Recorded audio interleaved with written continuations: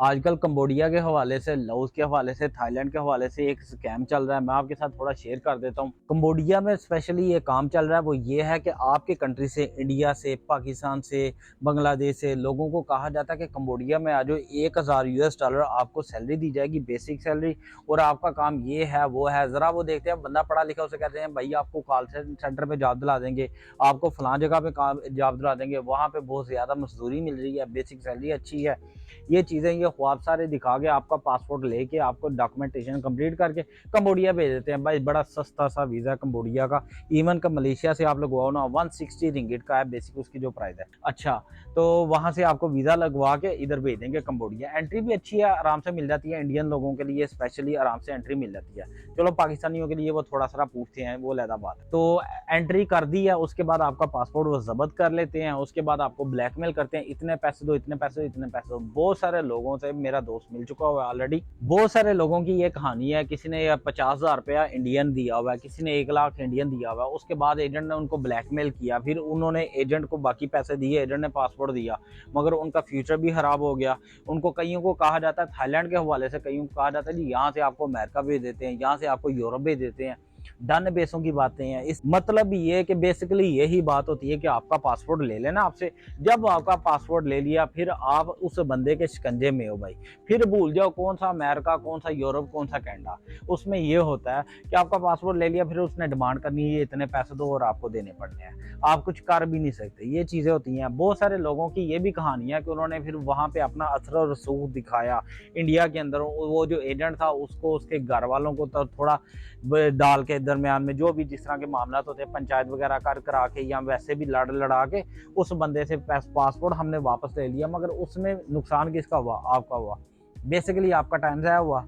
आपको यहाँ पे कंबोडिया में बुला लिया गया, कंबोडिया में आपको रोक दिया गया, और आपकी ज़िंदगी के बड़े ख़ास दिन जो कि कमाई करने वाले थे, यहाँ आगे बढ़ने वाले थे, उन दिनों में आपको ये काम करवाने पे मजबूर कर दिया गया। उन दिनों को ज़ाया कर दिया गया। अब कहना ये चाह रहा हूँ कि भाई ऐसा कोई चक्कर नहीं है। कंबोडिया के अंदर 1000 US डॉलर कोई सैलरी कहीं नहीं मिल रही है। ये बेसिक सैलरी की जो बात कर रहे हैं, 1000 US डॉलर मिल रही है, कोई नहीं मिल रही है। इवन के मलेशिया के अंदर, कंबोडिया से बेहतर है ना मलेशिया की इकोनॉमी, मगर मलेशिया के अंदर भी 1000 US डॉलर बिल्कुल सैलरी बेसिक नहीं है।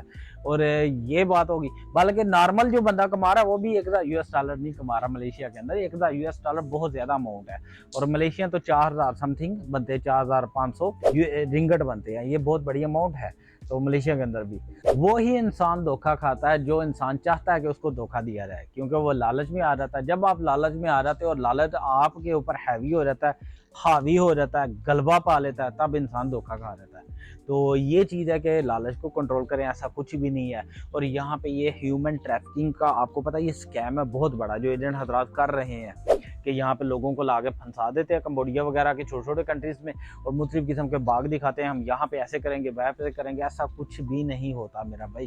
अगर ऐसा हो लगे तो कंबोडिया की अवाम यहाँ पे मलेशिया में और थाईलैंड में और दूसरे कंट्रीज में जाके क्यों काम कर रहे हैं? वो वहाँ पे रह के ही 1000 US डॉलर कमाना शुरू कर दें। उनको क्या जरूरत है दूसरे कंट्रीज में आके 1500 1800 रिंगट पे काम कर रहे हैं कंबोडिया के लोग? तो ऐसा कुछ नहीं है मेरा भाई। 2023 में मैं खुद कंबोडिया था, और कंबोडिया से मैं लाओस आ रहा था बाय रोड। मैंने वीडियो भी बनाई, आप देख भी सकते हैं कि मैं कंबोडिया से लाओस जा रहा हूँ, बाय रोड जा रहा हूँ। तो वहाँ पे एक एजेंट जो कि इंडियन भाइयों को लेके जा रहा था वहाँ पे लाओस, और उसने कहा था कि जी वहाँ पे आपको जॉब लगवाऊंगा, कंप्यूटर की जॉब है, कुछ नहीं करना, बस आपने कंप्यूटर के सामने बैठना, ये है वो है। बड़े ख्वाब दिखाए, बड़ा ईजी सा बताया।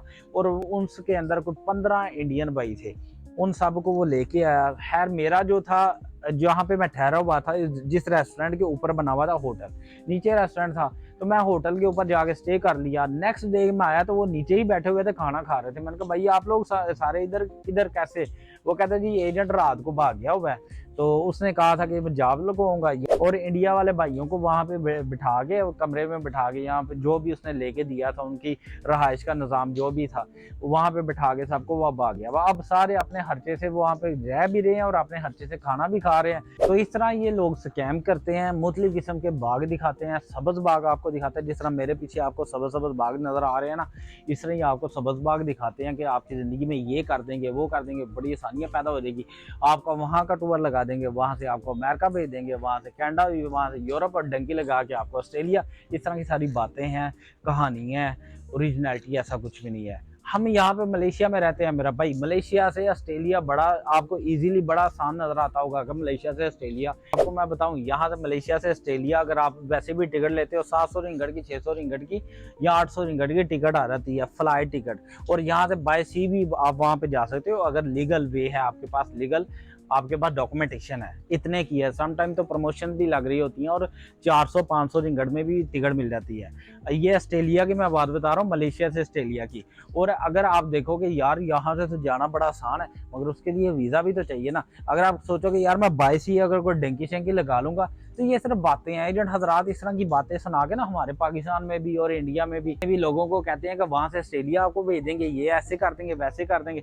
भाई ये सारा कुछ है तो वो खुद क्यों नहीं गए है। ये सिर्फ लोगों को फंसाने के लिए कहानियां होती हैं, बस इन चीजों से बच के रहिएगा, ऐसा कोई स्कैम के चक्करों में नहीं आइएगा। तो जी वीडियो लंबी हो रही है, ये थी वीडियो, ये थी इन्फॉर्मेशन। वीडियो अच्छी लगी है तो वीडियो को लाइक कीजिएगा, दूसरों के साथ मेरे चैनल को शेयर भी कीजिएगा और सब्सक्राइब भी करवाइएगा। अपना बहुत सारा ख्याल रखिएगा, दुआओं में याद रखिएगा। अस्सलाम वालेकुम।